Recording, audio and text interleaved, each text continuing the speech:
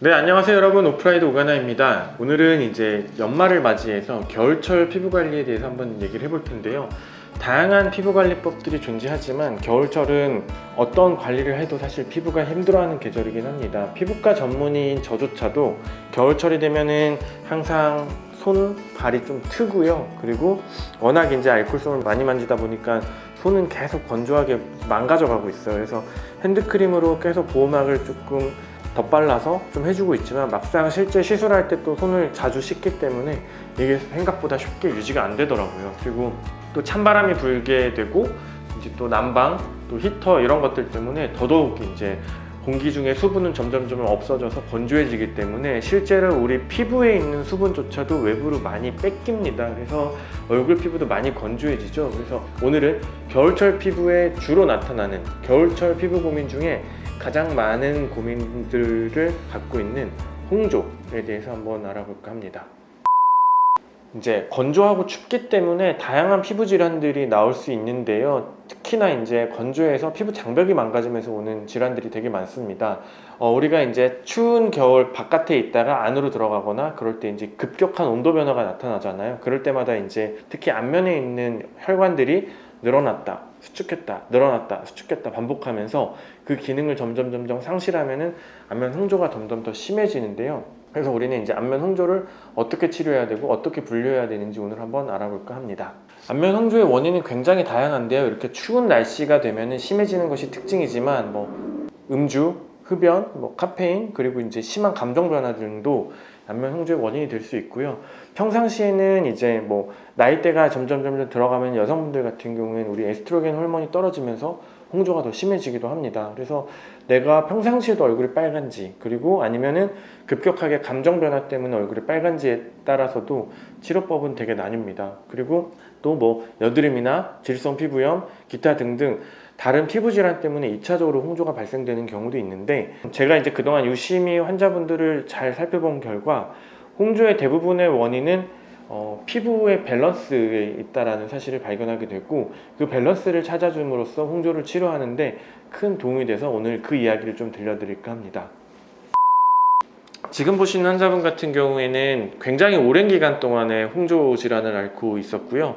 특히나 이제 코 주변, 그리고 미간, 그리고 양측 볼에 이렇게 보시면 빨갛게 혈관이 늘어나 있는 그런 양상을 볼 수 있었어요. 그래서 이런 빨갛게 혈관이 늘어나 있고, 그리고 또 가렵고 아프고 따갑고 시린 증상까지 있는 것으로 봐서는 피부 장벽도 굉장히 많이 약해지고 많이 망가져 있는 상태의 환자분이셨어요. 그래서 이분 같은 경우에는 장기적인 어떤 자외선 노출, 그리고 이제 피부 장벽의 약화, 그러면서 2차적인 세균의 증식과 피부 환경의 악화 때문에 계속 홍조가 악화됐던 것 같고, 이런 경우에는 사실 복합적인 치료가 좀 필요합니다. 복합적인 치료가 필요하고, 피부 속을 이렇게 들여다봤을 때 전체적으로 유수분 밸런스가 살짝 틀어져 있는 걸 볼 수 있었어요. 그래서 유수분 밸런스를 맞추면서 장벽을 먼저 재건해주는 조금 보존적인 치료를 먼저 진행을 하게 됩니다. 그래야지만 환자분이 이제 피부 자극 없이 조금씩 장벽이 회복되면서 이런 홍조들이 좀 개선돼 나갈 수 있는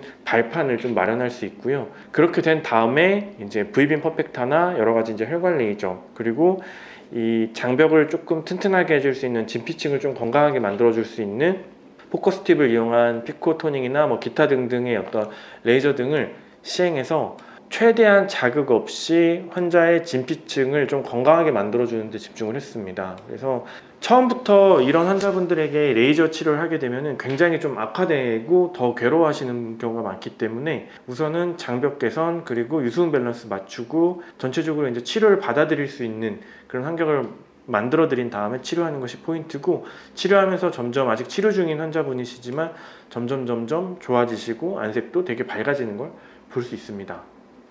다음 분 같은 경우에는 여드름과 지루성 피부염 때문에 이제 홍조가 생긴 케이스라고 볼 수 있는데요.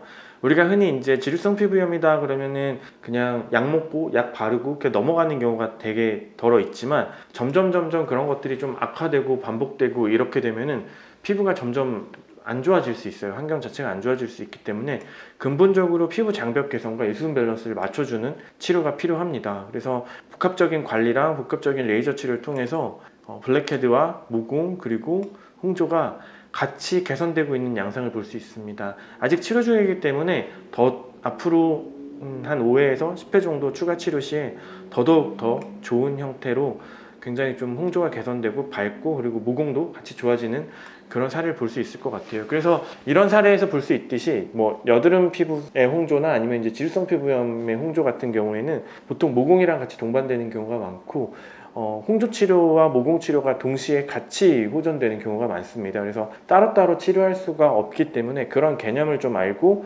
접근하시면 되게 좋을 것 같아요. 다음 사례 역시 이제 뭔가 굉장히 겨울철만 되면 얼굴이 빨개지신다고 하신 분이었는데 피부 측정을 해봤더니 아니나 다를까 표지 분비량이 너무 많이 늘어나 있고 오히려 이제 물 저장이 안 되는 방식으로 이제 피부 장벽이 굉장히 망가져 있는 상태였어요. 그래서 피부 장벽을 재건해주고 피부 환경에 있어서 세균 증식을 억제하고 전체적으로 이제 속에 있는 것들, 그 잡티나 이런 모공 그리고 이제 늘어난 혈관들을 같이 제거해 줌으로써 굉장히 약간 모공과 여드름성 흉터 그리고 홍조 이런 것들이 동시에 제거돼서 붉은 피부에서 되게 맑은 피부로 넘어간 걸 볼 수 있고, 이런 경우에 사실 피부 속 사진의 변화가 되게 뚜렷합니다. 그래서 여러분들이 뭔가 이제 피부가 좋아지고 싶을 때는 내 피부 속이 어떤지를 촬영을 해보시고 그 피부 속이 어떻게 바뀌면서 좋아지는지를 경험을 해보셔야 아 내가 진짜 피부가 좋아지고 있구나 라는 걸 느끼실 수 있을 것 같아요. 그래서 홍조 그리고 모공, 여드름 흉터 거기에 이제 피부 결과 유수분 밸런스 다 같이 좋아지고 있는 그런 사례라고 볼 수 있어요. 네, 다음 사례 같은 경우에는 이제 코랑 볼 턱 끝에 이제 굉장히 심한 주사 그리고 지루성 피부염을 동반한 홍조를 주소로 내원하셨죠. 딱 봐도 피부에 수분 저장이 되지 않고 장벽은 망가져 있고 환경 역시나 굉장히 안 좋은 상태였어요. 그래서 이분도 피부 속을 이렇게 뭔가 가득 차 있는 듯한 이런 혈관 확장들이나 그런 여러 가지 것들의 밸런스를 좀 깨끗하게 만들어 줌으로써 결과적으로 겉으로 봤을 때도 굉장히 좀 건강한 피부로 좀 돌릴 수 있었습니다. 그래서 이렇게 몇 가지 사례를 통해서 홍조 환자분들의 어떻게 홍조 환자분들이 좋아지는지 그리고 어떤 식의 치료 방법들이 좀 있는지에 대해서 알아봤는데요. 홍조 치료의 첫걸음은 우선은 먹는 약과 외용제입니다. 그래서 적당하게 염증이 있거나 혹은 이제 바르는 약으로서 좋아질 수 있을 정도의 경도의 홍조라면은 먹는 약과 그 바르는 약을 먼저 써보고요.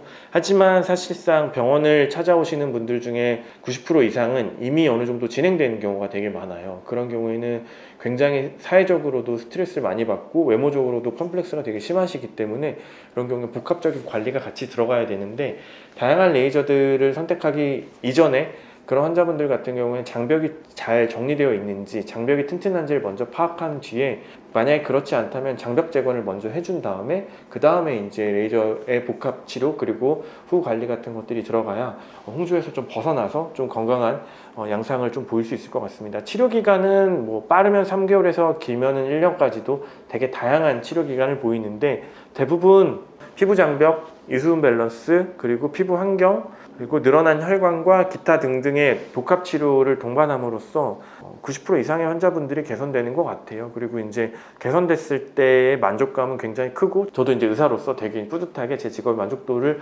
느끼는 게 바로 이렇게 개선되는 순간이 아닐까 싶습니다. 평상시에 사실 관리가 더 중요한 것 같아요. 홍조를 예방하는 관리가 더 중요한데요. 본인이 얼굴이 빨갛다면은 아무래도 자극이 있는 카페인이나 술 이런 것들은 좀, 담배나 이런 것들은 좀 피하시는 게 좋고요.